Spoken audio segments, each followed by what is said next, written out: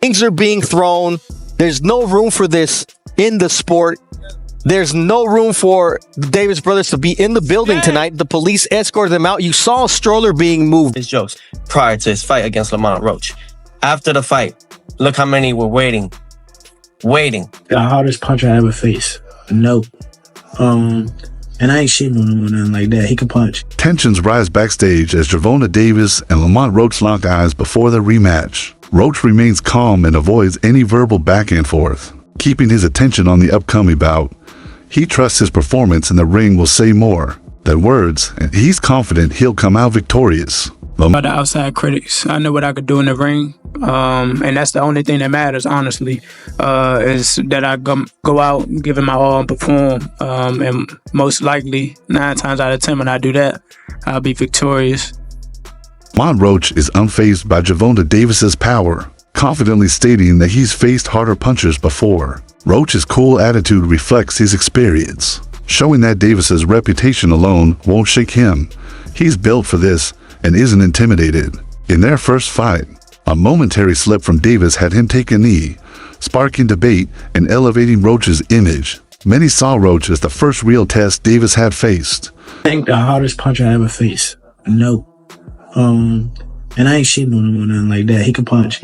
But Jonathan Okendo, he's from Puerto Rico.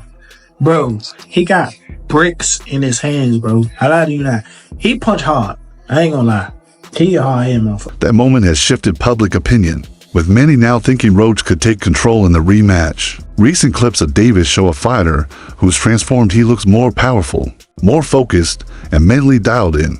His confident message online has excited fans, and there's growing belief that he's coming back stronger than ever to dominate the ring. Roy Jones Jr. praised Davis's explosive style, calling him a powerful. Tank did that, so I know the got in his eye, but they should have countered it. They would have countered it, it would have went to Lamont Roach. What I didn't like about Tank, he was gassing up Lamont Roach way too much, and he was already talking about like retiring. He did a little distracted, didn't he, in the fight? That wasn't the same GervontaDavis we're really used to seeing. It just lets you know how corrupt like these governing bodies are, bro. If that dude took a knee, not only did he take a knee, he said, hold on real quick. Let me get this out of my eye. How is that not a point? Like, you know, funny thing, bro, that's why I cut my braids off. I had braids, and I had the same thing. I went through the same when I fought Andre. That burning my eyes, so I cut that off. A mix of strength and technique, while acknowledging the fight could go either way.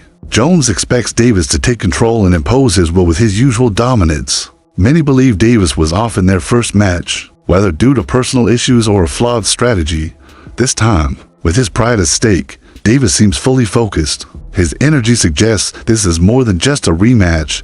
It's about reclaiming his place at the top.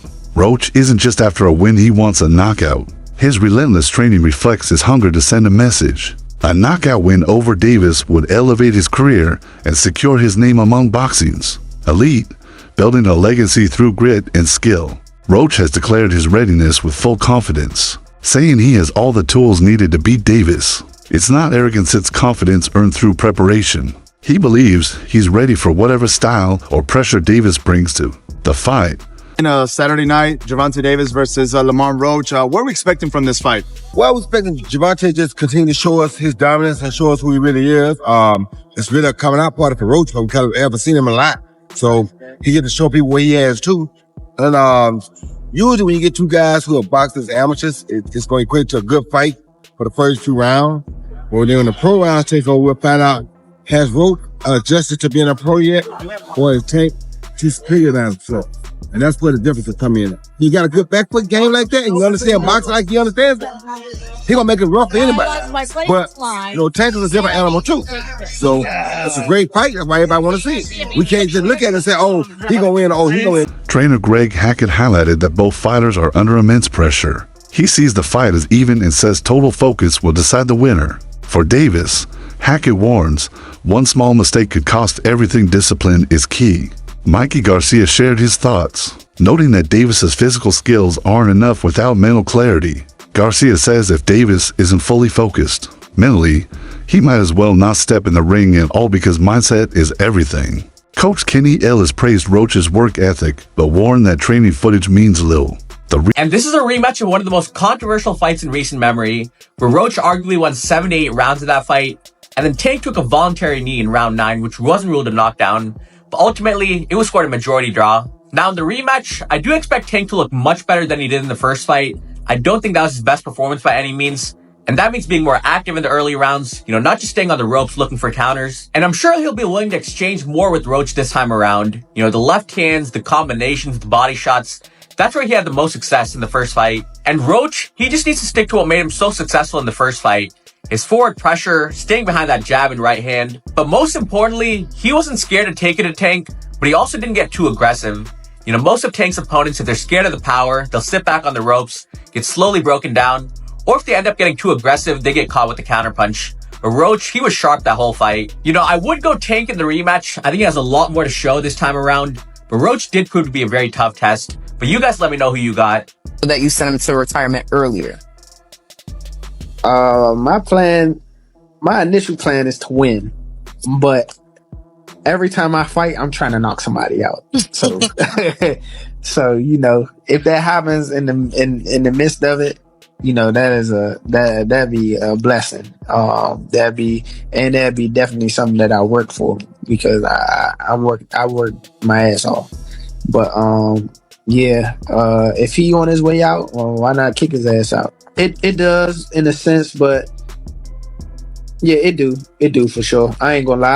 I like to prove people wrong, and I damn sure like to prove myself right.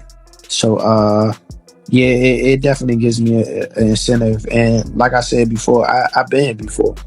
Mm-hmm. The heck the fight, they had me duck. Right now, they really got me. They really got me. Real test, he says, is how a fighter performs under pressure when they're hit. When they're tired, for Ellis, it's Davis's willpower that truly matters. A second loss for Davis could deeply damage his reputation. While one defeat might be brushed off, back-to-back losses would raise serious questions about his status. This fight isn't just about revenge, it's about saving his legacy and proving he still belongs among the elite. Ellis hinted at major changes behind the scenes in Davis's training camp. Though details remain secret, the quiet confidence from the team has built buzz. Fans and experts are watching closely to see what's different this time around. Is the rematch happening or what? Because I'm ready to see a motherfucker get knocked out again. I'm not here to debate, because y'all really go neck and neck for this for the rest of the tournament on who y'all think really won, who y'all think should have won, who y'all think didn't win. This is probably one of the biggest debates that will never be solved. Well, they put up a good fight, I'm not gonna lie, y'all, but damn near seemed like it was set up for them to have another match. Because exactly what Lamont did to Tank the whole first half, that's what Tank did to Lamont the whole second half, so what the fuck? It literally went neck for neck. I feel like it was a tie in my opinion. So hard to even say that though, because you just see so much demolishment from one, and then for it to flip to the other, and it just had your mind like, what? Just really had your mind blown. Like, what the fuck? I feel like when it came to the decision of the fight, a lot of people were real biased. A lot of people definitely went off of just their personal opinion of the person, their history of liking the person, not off of the fight itself. I will admit that really going into this fight, the first time, I thought Lamont was going to get his shit knocked off. I thought Tank was going to do him in. Now, although Tank, if I'm not going to lie, Lamont had him. He stuck with him the whole 12. You know anything about boxing, especially boxing a motherfucker like Tank, you know that it's to flex the last 12 rounds just as much as it is to beat a motherfucker. The fact that Lamont lasted 12 rounds with him was really getting up, I'm not gonna lie, stinging shit, all 12. It showed that this next match gonna really show who the fucking winner was. I do gotta say, Tank probably gonna come ready for him, but the fact that Lamont came ready for him, as ready for him as he did last match, I ain't gonna lie, I'm scared for both of them. This should be bigger than the Super Bowl, I'm not gonna lie. They say it's supposed to be happening in the summer, which would be a really good way to kick off the summer. And I know these two got a vengeance out for each other. Regardless of growing up together and fighting together, I'm not gonna lie, y'all. The way that fight went down, I'm not gonna lie, I really feel like this is gonna be history. Like, I can't wait to watch this shit. What do you see? Both of them, like I said, they both top of the game. I see a competitive fight. Nice, clean, crispy shots like the first fight, Mm-hmm. I mean, I can't speak on what I seen, but the fight will be different. Right, because you could strategize and do different things. Yeah, it'll be different. That people want to discredit Tank, he's still a pound for pound fighter. Yeah. What do you think about that fight that happened? You thought it was just an off night, or everybody has an off night. Everybody has an off night. Shit, I had a night with Cruz. Everyone has a night. It's boxing. You want to run that back with Cruz or what? Maybe down the line. I know a lot of people, look what they did with Gervonta too. I want everybody, all these young fighters that are listening to this, and you could clip this. It's a short part right here. I got you. To Ryan could clip this right here. To all you young fighters, look at the amount of love they were giving and sharing to Gervonta Tank Davis prior to the fight. Look at what all the reporters were doing prior to the fight. Look how they were all laughing at all his jokes prior to his fight against Lamont Roach. After the fight, look how many were waiting to down this man. Down him. See, I'm going to talk my smack with Tank, but that's because I want to fight him. That's me. I can say that. But I just want all you young fighters to really look about it. They don't care about us. Yeah. They won't ever care about us. When you winning, they're going to be there. But they're waiting for any moment to slip up. Just a man, even a draw. Look how much hate he got out of it. Yeah, not to get deep, but you know, it's a part of our psychology. We have